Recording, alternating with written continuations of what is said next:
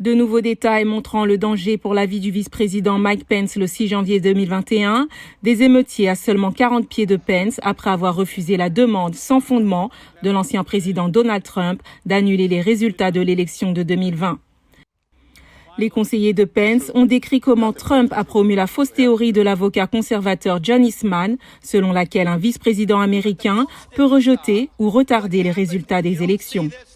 Cela n'avait aucun sens pour moi que dans toutes les précautions qui ont été intégrées dans la Constitution pour qu'un président soit élu et les mesures qui devaient être prises, que le pouvoir de choisir le prochain président revienne au vice-président. Les conseillers de Pence ont prévenu le vice-président qu'il n'avait pas ce pouvoir et l'ont averti sur les conséquences.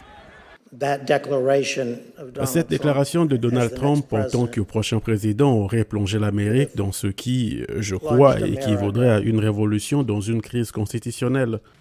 Presque tous les républicains du Congrès ont qualifié l'enquête de la commission d'illégitime, mais Liz Cheney, membre de la commission, a déclaré que Trump savait que ce qu'il faisait était mal.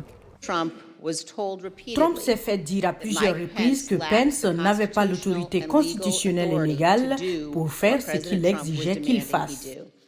D'anciens conseillers de la Maison-Blanche ont témoigné que Pence avait rejeté les demandes de Trump dans les semaines précédant la certification des résultats électoraux le 6 janvier.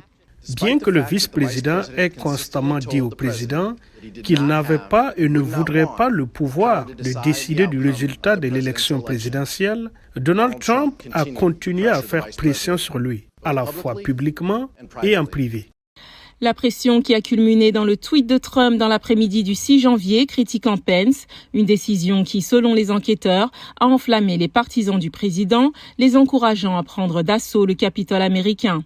Les émeutiers ont manqué de peu de trouver Pence, qui a insisté pour rester au Capitole pour certifier l'élection de Joe Biden. Le vice-président ne voulait prendre aucun risque que le monde voie le vice-président des États-Unis fuir le Capitole. Il était déterminé à ce que nous terminions le travail que nous avions prévu de faire ce jour-là. Les États-Unis ont été très proches d'un coup d'État, ont déclaré les enquêteurs, et l'un des conseillers de Pence avait un avertissement concernant Trump et ses partisans. Ils tenteraient d'annuler cette élection de 2024 de la même manière qu'ils ont tenté d'annuler l'élection de 2020, mais réussiraient en 2024 là où ils ont échoué en 2020.